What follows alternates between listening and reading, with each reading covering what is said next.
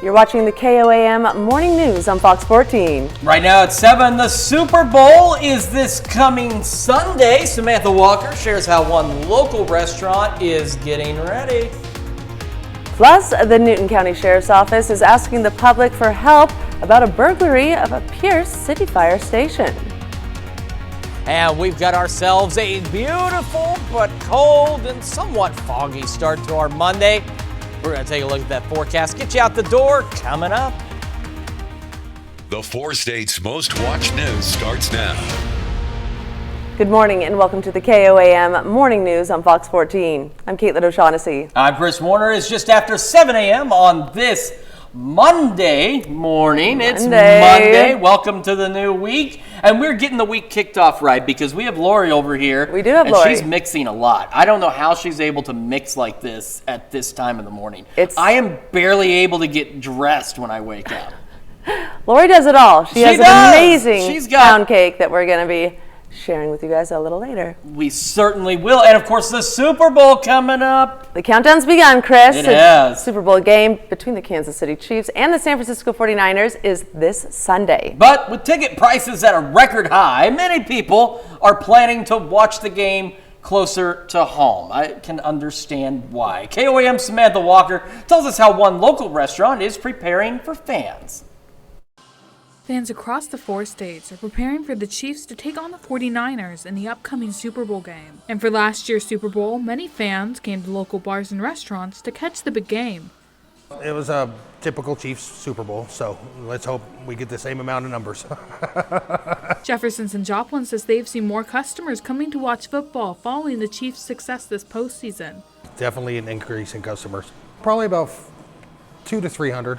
And with the Super Bowl approaching, they are expecting even more. But the manager says the restaurant is working to be as prepared as possible for fans. Everybody's game day is going to be here all day, so yes. And we always order enough wings, make sure we always have enough wings. He also says fans will have plenty of places to look to watch the game. I got 17 TVs. All is going to be Chiefs, yep. He recommends people come early to make sure they find a good seat because he's expecting a lot of fans to come and watch the game together. I think they just like to cheer their team on with groups of people in the area that have the same exact team that they like. He adds that supporting area businesses during big events like this can have a positive impact. I think it's just it helps just generate revenue in the area, and everybody likes.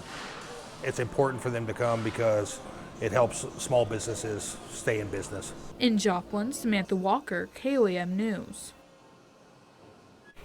And to learn more about how area businesses are preparing for the Super Bowl, visit our website at KOAMnewsnow.com. Should be an exciting game. I know 49ers fans are looking forward to this rematch because if you're unfamiliar, which, I mean, there's nobody here who isn't, except maybe you.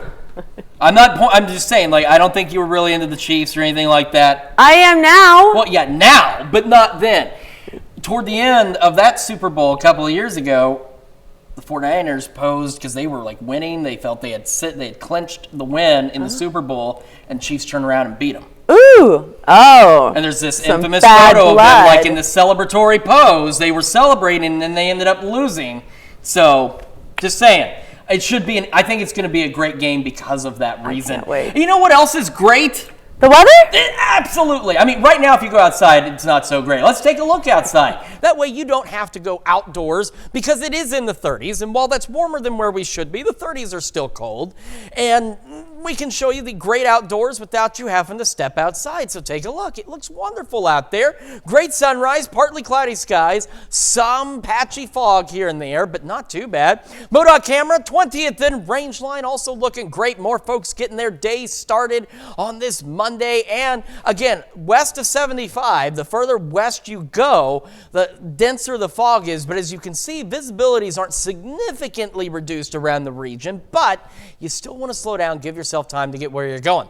Sitting at 35 in Joplin, 35 in Pittsburgh. And as we go through today, we'll have that fog burn off by mid-morning, partly cloudy skies the first half of our day, clearing out the second half, and highs today into the low 50s. We're going to continue to warm. We're also going to see additional rain chances, all that and more in the full forecast here in just a few more minutes. Caitlin?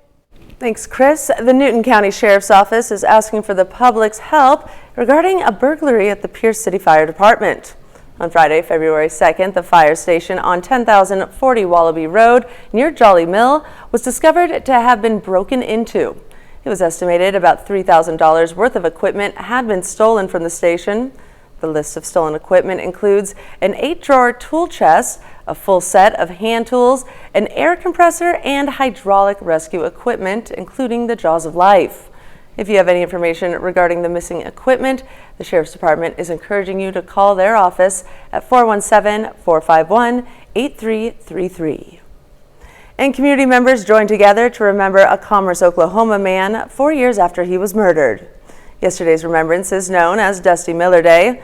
There was a candlelight vigil, and those in attendance are hoping to keep Dusty's memory and spirit alive. Dusty's murder remains unsolved, and the community is still seeking answers.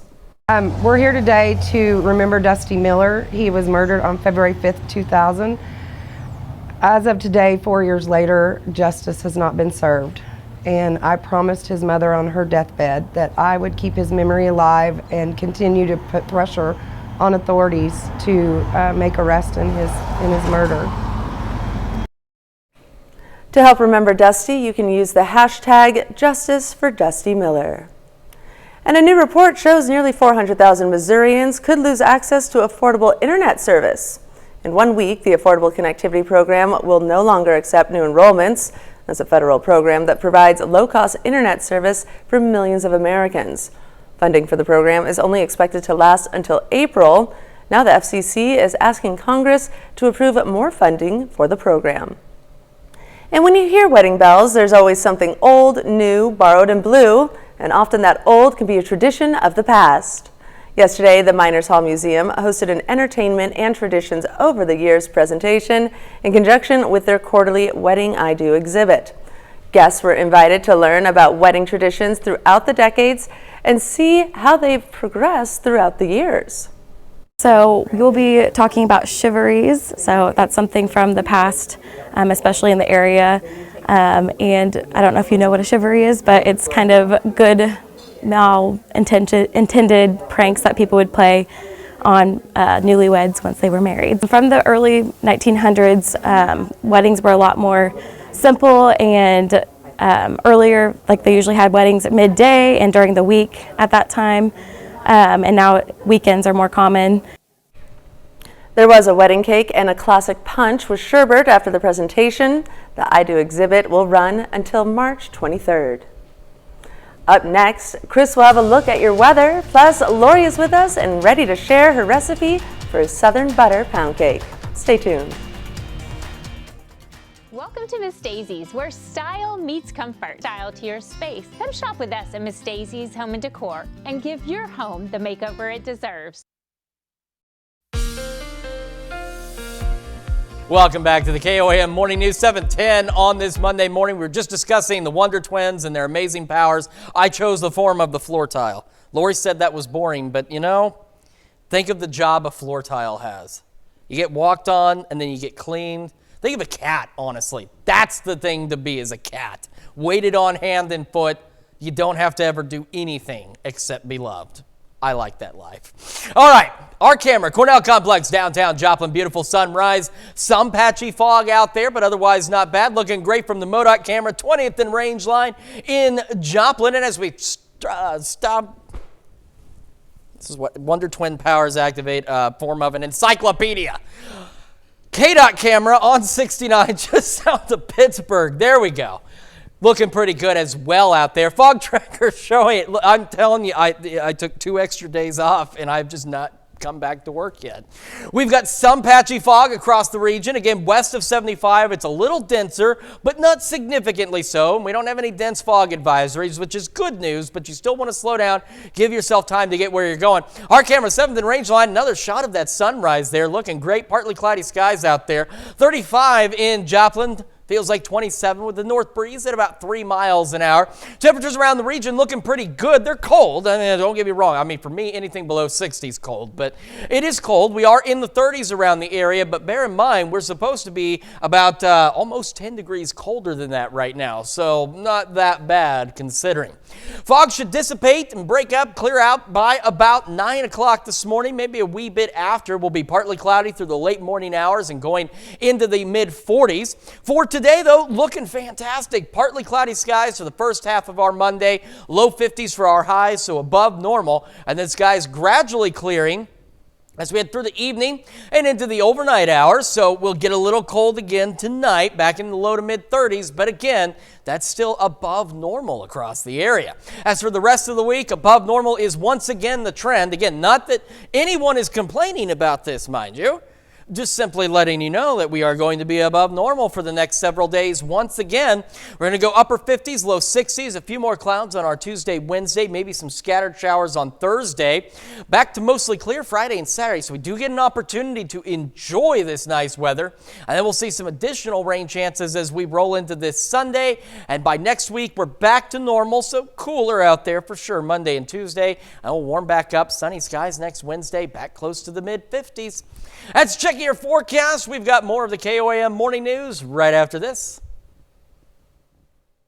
Vote for your favorite business at KOAMNewsNow.com. John Hamm stars in Grimsburg. Series premiere February 18th on Fox.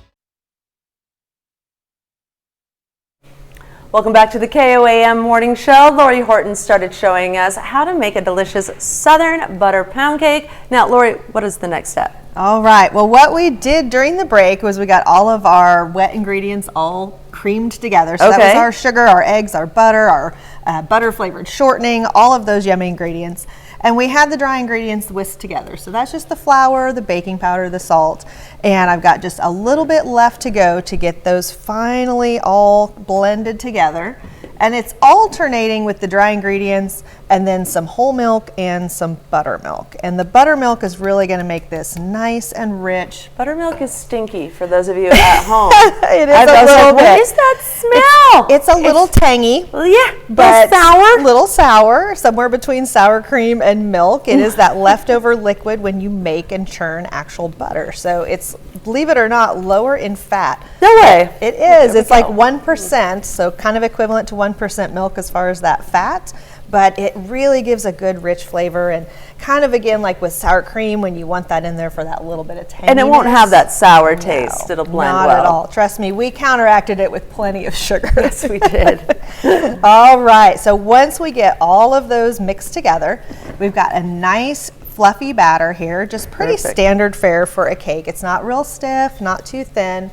And then I'm gonna take just a classic bundt pan and spray that with some non-stick baking spray. Make sure you get the inside of that tube, and you can do this in a regular, any kind of a pan that you want. The bundt cake looks cool though. The bundt cake looks pretty. It's kind of a classic American. If you're ever bored, look up the history of the bundt pan. It's kind of interesting if you're a baking nerd like me. Yeah. So, it really is kind of cool. We're gonna fill this up. This batter is gonna take this pan almost to the top. Okay. And this cake is not going to rise a whole lot. It's just not that type of batter. That's good to know. So don't panic when you think, oh my gosh, this is a whole pan full of batter. It's going to be all over my oven. It is not, I promise. So we get all of that in there, and then you want to really take care to spread it around the pan nice and even. And then my last little tip with this guy, because you don't want to get a lot of big air pockets in there, is you want to take this and tap it lightly on your counter. Hey, okay. So that's the trick. A little bit heavier than that, but we'll be nice so we don't make too much noise. But you want to just tap that around, and what that's going to do is if you have any really large air bubbles in there, brings them it all will up. start to bring them to the top. You'll Burping see the cake essentially. Exactly. Like a baby. Exactly. We bring that up there. If you need to, you can take a toothpick and kind of get the last of those out. But it makes it nice and even. So this is going to go in your oven, and it bakes for quite a while. This is going to bake for like an hour and 20 minutes. Really? Yes. At what temperature? At what temperature is a great question. It is on our website. 20 minutes. It's an hour and 20 minutes. I believe it's 325. double $3.25. check on the website, Double though. check That's that why it's recipe there. on the website. All right. But Well, check it. Make sure you don't overbake it, because remember, it keeps baking when it comes out. Can't bake the cake. Well, stick around because we have the final part 3 Yes. of this great cake. We'll be right back.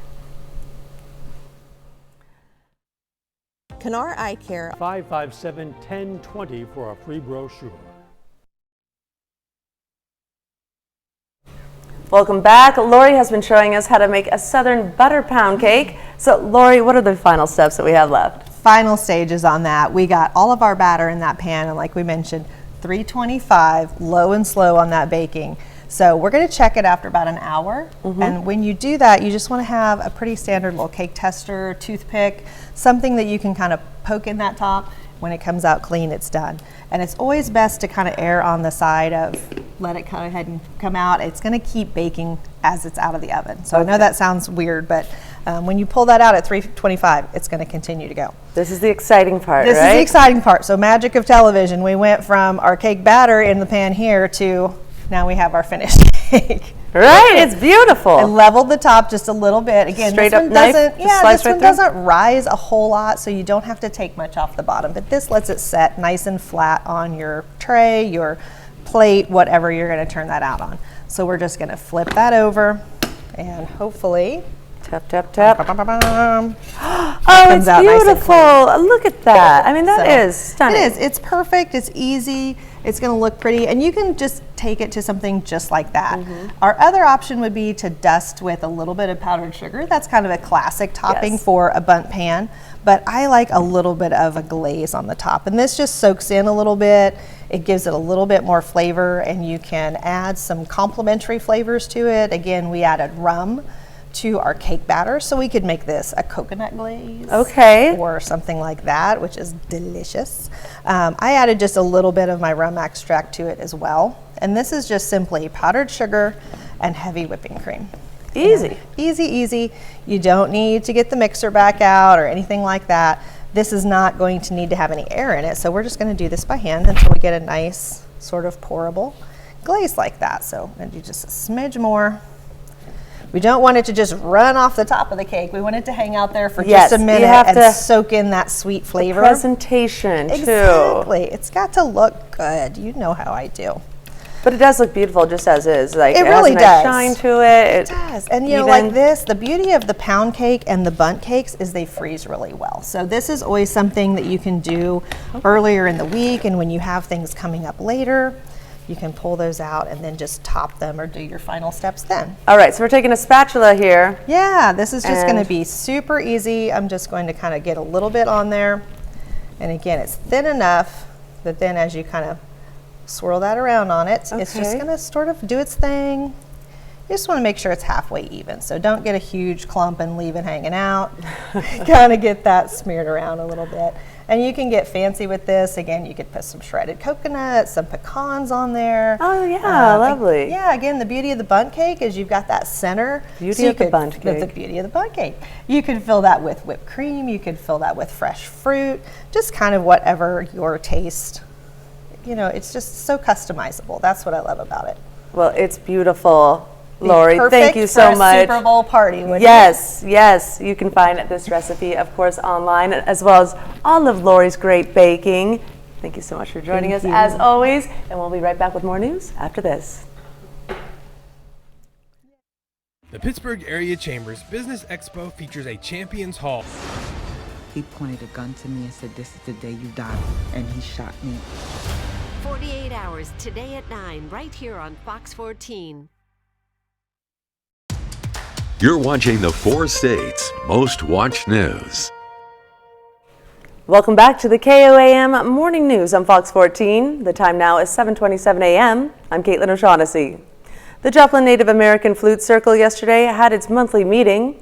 Joplin Native American Flute Circle is a gathering of indigenous-style flute enthusiasts who appreciate and play native flutes. The circle invites musicians of all skill levels and ages out to play in their festivities. It gives us an ability to express ourselves because it's not really an instrument that has a chromatic scale and you go out and buy sheet music for. And so it's more an expression of self. and very much, or you could say spirit through self. The event was held from 4 to 6 p.m.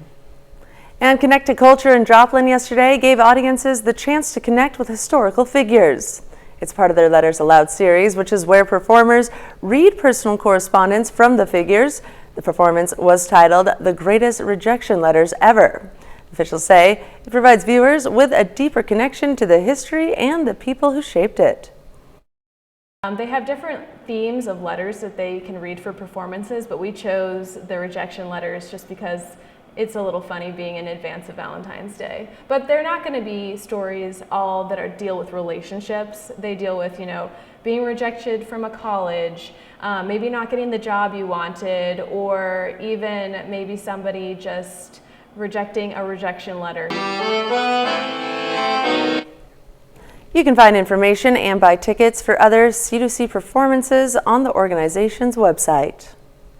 And pop culture enthusiasts celebrated everything from anime to comic books to sci-fi and beyond at the Neo Show ArtCon on Saturday. Fans could cosplay as their favorite character or choose to participate in the esports tournaments. ArtCon also invited special guests like actor Isaac Singleton and comic creator Andrew Parks and Kevin Mellon for fans to meet. Just wanted to have fun. I heard there was a cosplay contest, so I figured I'd put a cosplay together, have some fun, and then talk to people. I like to talk to people who like Five Nights at Freddy's and stuff like that. I just like talking to people. Saturday's event was hosted by the Neo Show Arts Council, and the admission was $5 per person. The Healthy Bourbon County Action Team hosted a budget cooking tips class with local Fort Scott business, Twigs and Berries. Class participants were able to learn secrets in the kitchen to help cook on a budget, eliminate food waste, and to meal plan with ease. I'd say it's very important to meal prep. You've got every single day you're going to be eating multiple times a day, and so that is either going to have the opportunity for you to make poor choices or poor many choices, or it's going to be a blessing to feed you and your family healthy and have that time ready. Another key budget tip, shop your dry goods and freezer before you head to the grocery store. And we've got ourselves a, cold, but otherwise decent start to the day. A little bit of fog out there, partly cloudy skies, and again, temperatures cold, but above normal for this time of year. MoDOT camera 20th and range line also looking good. You can see there's a bit of a breeze, and we could see some occasional gusts of 15, maybe 20 miles an hour out of the north, but nothing too crazy. Patchy fog still around the region. The denser fog along into the west of 75. And even then, even though these visibilities are reduced, they're not significantly reduced, but you still need to slow down, use your low beams, not your high beams. Give yourself time to get where you're going this morning. 35 in Joplin. 35 in Pittsburgh right now. We are going to have partly cloudy skies to start our day. The second half of our day, we begin to clear out, and we're looking at highs into the low 50s. We will have a complete look at your forecast, including warmer temperatures and rain chances here in just a few more minutes. Caitlin? Thanks, Chris. Houthi rebels say they will meet escalation with escalation after the U.S. and U.K. carried out strikes on at least 30 Houthi targets in Yemen on Saturday. The strikes mark a second straight day of major U.S. operations against Iran-linked groups in the Middle East. And the U.S. says it will take further action against Iranian-backed militias who have carried out attacks on U.S. troops in the Middle East. The United States and UK report they've carried out strikes on dozens of Houthi targets in Yemen on Saturday, the second straight day of major U.S. operations against Iran-linked militias in the region. The Houthis say their attacks on global shipping are in response to Israel's war in Gaza and vowed the latest coalition strikes will not go unanswered. The Yemeni armed forces affirm that the response to the Americans and British attacks is inevitable and that any new aggression will not remain unpunished. National Security Advisor Jake Sullivan says the U.S. will take further action to deter attacks on U.S. troops in the Middle East. The president was clear when he ordered them and when he conducted them that that was the beginning of our response, and there will be more steps to come. Those strikes came just one day after U.S. airstrikes in Iraq and Syria, which were launched in response to the 3 American soldiers killed in a drone attack in Jordan a week ago. But some prominent Republicans say those strikes are not enough. But if you really want to make a difference, and you really want to put an end to this, which is what we all want to do, first you put the sanctions, then you go after 1 or 2 of the IRGC military leaders that are making these decisions. We need to act to decimate the Iran central bank, the assets that they've held there. We need to lean on international banks to seize the assets of Iranian proxies. We need to put big-time pressure, maximum pressure on their oil exports. There's a lot that we could do to Iran to send a message instead of this appeasement strategy. I'm Rick Damigella reporting. And that's a look at our top news stories coming up this half hour on the KOAM Morning News. Changes in the FAFSA process have led to delays for prospective students. Michael Hoffman shares how many students are left wondering if they can afford college. I'm not coming out until Casey's has thin crust. Yeah. Buy 1 large single topping pizza, get the second half off. Only at Casey's. Parents, college and high school students who recently filled out their FAFSA information should expect some delays thanks to changes made to the forms students use to apply for grants and loans. As Michael Hoffman reports, millions of students accepted into their dream school won't know until March if they can afford it.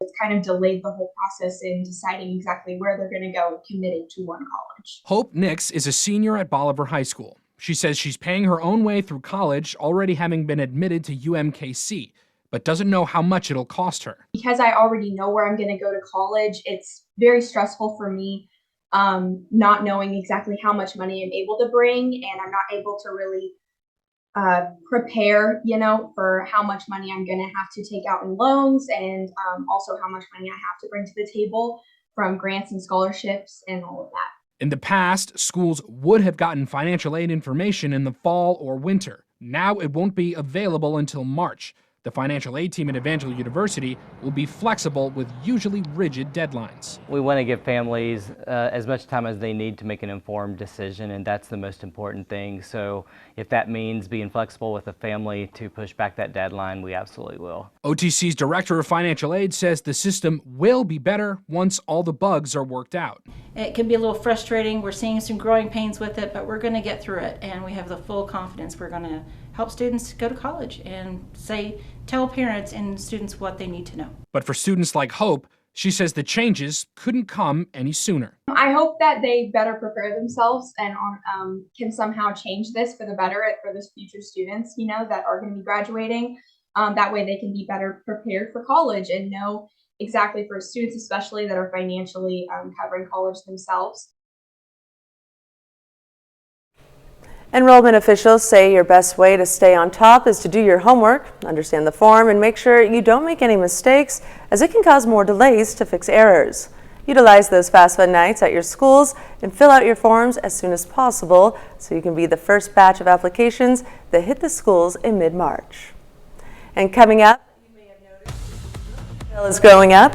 April Preciado will have details on why this trend may continue. Look at your 7-day forecast.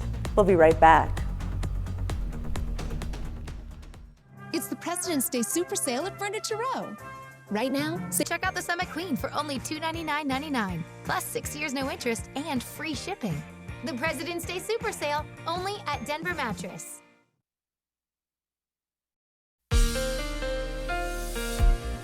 Welcome back to the KOAM Morning News, 7:41.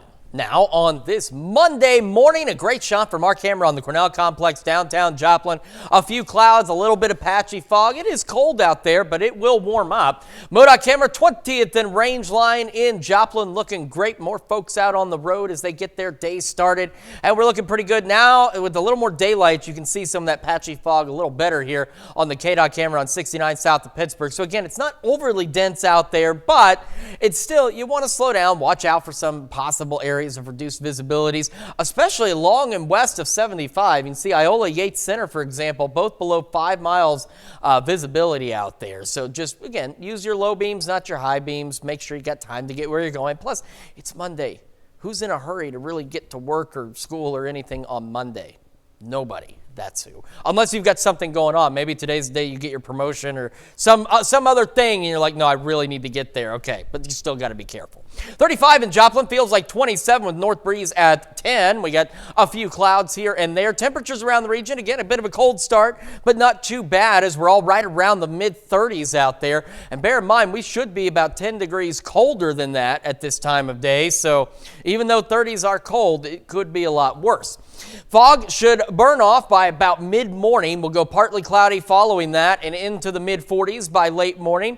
We'll be partly cloudy for the first half of our Monday. Then we'll see skies begin to clear as we head into the afternoon and evening hours. And we're going to be above normal today as we go into the low to mid-50s across the area.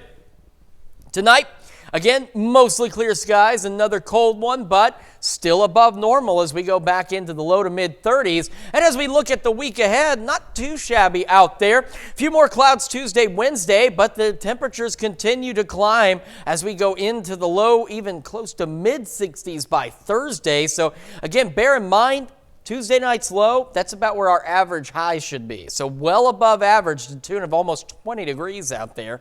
So we have the rain chances Thursday, not bad Friday or Saturday, so good opportunity to enjoy the nice weather. Could see some rain Sunday. That kicks our temperatures back to normal by Monday and Tuesday, back into the mid-40s out there. And by next Wednesday, the sun returns and we are in the mid-50s across the area. So again, a number of days once again above average across the 4 states. That is a check of your forecast. Now, here's Caitlin with a check of Consumer Watch. Thanks, Chris. Are artificial intelligence apps for diet and nutrition actually good for you? Health experts say for now, you may want to pass. More apps are hitting the market claiming artificial intelligence can be your diet or nutrition coach. Some health advocates say while AI apps can help in some aspects, like monitoring food intake or portion sizes, consumers still need human input on personal nutrition. One New York dietitian says people having ongoing medical conditions or disorders need interactive professional advice and human progress monitoring and perhaps diet motivation that AI apps for now can't give. And the head of the nation's federal banking system brings in some good news on interest rates for this year. Jerome Powell, the chairman of the Federal Reserve, said in a Sunday night TV interview that the Reserve is on a path to cut interest rates 3 times this year. Powell also said that the economy looks healthy and that there's no sign of a recession in the near future. Powell added that the rate cuts won't happen in March, but economists think it could begin in May. The economy added 353,000 jobs last month. Powell emphasized rate cuts don't take politics into consideration, but the conflicts in the Middle East and Ukraine could threaten economic stability. And can seniors financially thrive in retirement? One expert says yes, with the right financial moves. The Ramsey Show co-host Jade Warsaw has tips to help seniors live well in their financial years, especially with possible looming Social Security problems by 2034. Warsaw says working seniors still need to invest 15% of gross monthly incomes and diversify in Roth RIAs and 401ks. And if you're 62, take Social Security checks now and invest them. That way, you'll get a return rate that's higher than the 2% that Social Security gives. The Treasury Department says Social Security could be cut by 20% by 2034 if changes aren't made. And costs at grocery stores are on the rise, and a financial expert says this might be a trend we could see throughout the year. Fox's April Prasadio has more. It's the start of the month. And for Ashley Davis, that means it's time to stock up on groceries. I go twice a month, so this will be my first time, and I spent $374, and then I'll go again around the 15th. They're essential trips costing this mother of 5 more than $600 a month. What are you doing right now to try to make sure that you stay afloat? I actually work 2 jobs. Would you say that the majority of your income goes to food? Yes. Which has been a challenge for her without any type of assistance. Everything is cash right now. According to the Bureau of Labor Statistics, low-income families have been hit the hardest with rising grocery prices, spending nearly 31% of their income on food. So what does this mean for the future, and how much longer can we expect to see this? We're still facing the prices of the grocery store higher with multiple reasons. One, the grocery store needs to keep up with the pricing of the current product costs. Carlos Guaman is a financial expert. He says the labor shortages, supply chain disruptions, and even avian flu have all played a role on the price increases. A situation, he says, will be seen throughout 2024. Something Ashley keeps in mind. Hopefully I don't have to put anything back. Abril Preciado, Fox 6 News. And that's a wrap for our Consumer Watch this morning. Now let's take a look at the market prices before the opening bell.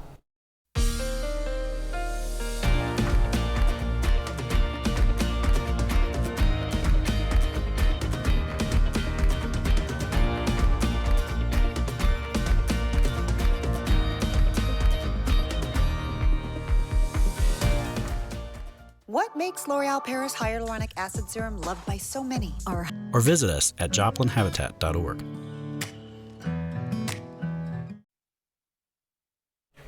A group of supervillains have to save the world from the Justice League. The video game Suicide Squad Kill the Justice League came out last Friday. Rick Damagella reports. I thought working together would be a train wreck, and you do not disappoint. It's up to the villains to save the world in Suicide Squad Kill the Justice League. You think you're a team now? You think you can stop us? Thought you'd never ask. Suicide Squad Kill the Justice League is a third-person action shooter. It's a story-driven game. Now your friends are slaughtering the people they swore to protect. It's an original take on the Suicide Squad that combines a lot of our sort of rich storytelling that Rocksteady is really known for. Brainiac has invaded Metropolis, he's corrupted the Justice League, and in walks Amanda Waller. She's the head of Task Force X, and her plan is to take on and kill the Justice League. Using the Suicide Squad to do the dirty work. They don't have any sort of superpowers in the same way as the Justice League, but being able to put them in this world and then find ways for them to take on the Justice League. There's a lot of hours here for players to get into with the story. And then not only after you finish the story, we have a lot of deep RPG systems within our game that allow for a lot of replayability. What's the plan? Time for us bad guys to save the world. Leveling up in Hollywood, I'm Rick Damagella. Bet. We're trying to be cool. That's what the cool kids say these days, right? Don't make fun of us, Trevor. Oh, right. It does look like an interesting game, though. I mean, I'm sure Abby, one of our morning producers, is probably in the back going, "Are they really doing this?" She's the one teaching us these words, and then Very cool. she gets distressed that we actually use them. That's right. My 12-year-old does the same. She says them, I try them, and then she looks at me like I'm insane and like I'm ruining her life. I just said. She's like, I'm going to go in my room and watch TV. I'm like, bet. She just slams the door and it's over for hours. I don't know. Let's take a quick look outside one more time. This is our camera on top of the Cornell complex downtown. I hope she's watching right now. And if she's not, thankfully, I can pull this back up and ruin her life later today when she gets home from school. We are looking great, though. It's cold. There's some fog. There's some clouds, but it is going to warm back up. MoDOT camera, 20th and Range Line, also looking pretty good. And you can still see a little bit of that patchy fog from the KDOT camera just south of Pittsburgh on 69. Again, the more dense fog along into the west of 75, but patchy fog out there all around. So slow down, give yourself time to get where you're going. We're cold, but above average, 35 in Joplin, feeling like 27. Temperatures around the region hanging out in the 30s. And even though that is cold, bear in mind we're supposed to be about 10 degrees colder than that right now, so not bad. Fog burns off by mid-morning, partly cloudy through late morning, mid-40s by 11. We'll talk about the warmer weather that's on the way and the news you need to know right after this. Bet. Feels good to be home. Ashley's President's Day sale is going on now. Salute Louis Supansik, a four-state hero. Here's a check of today's top headlines, the news you need to know before you head out the door. Newton County Sheriff is asking the public for any information regarding a burglary at the Pierce City Fire Department. On Friday, September 2nd, the fire station on 10,040 Wallaby Road near Jolly Mill was discovered to have been broken into. After an inventory was taken, about $3,000 of equipment was missing. If you have any information regarding the missing equipment, the Sheriff's Department is encouraging you to call the Newton County Sheriff's Office. And community members joined together to remember a Commerce, Oklahoma man 4 years after he was murdered. Yesterday's remembrance is known as Dusty Miller Day. There was a candlelight vigil, and those in attendance are hoping to keep Rusty's memory and spirit alive. Dusty's murder remains unsolved, and the community is still seeking answers.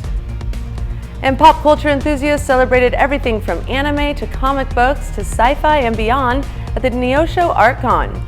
Fans could cosplay as their favorite character and participate in esports tournaments.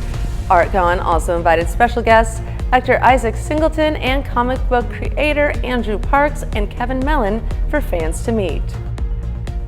And we've got ourselves a relatively nice day out there. We're looking at low 50s, partly cloudy for the first half of our day. And then we'll start to see skies gradually clearing. We're cold again tonight, but we will still be above normal as we go into the low to mid 30s with mostly clear skies, and the warmer temperatures continue for the foreseeable future. We're climbing into the low 60s heading into Friday with some scattered rain chances Thursday and potentially again on Sunday. And Shanghai's Yuyuan Garden was lit up with dragon lanterns on Friday to celebrate the upcoming Lunar New Year of the Dragon, which falls on February 10th. What? February 10th. It's the year of the dragon, Chris. Tens of thousands of people will fill the Chinese traditional temple garden. Is Ron Bon Jovi going to be there? You go away. Go away. So they're going to see the lanterns. That'll bring traffic to a standstill. Now, the Lunar New Year is the most important festival in China, though, as it is the only holiday in the year that most people travel back home to spend time with their family and relatives. The Yuyuan Garden Lantern Festival will run for another 4 weeks until February 20. Oh my, is this a leap year? Yes, it is. Is it? Wow, how did I not know this? Yeah. Okay. Well, we have a whole extra day this month. We're going to figure out what to do with that. Thank you all so much for spending whatever this has been with us. Well, so sorry. We'll see you at noon.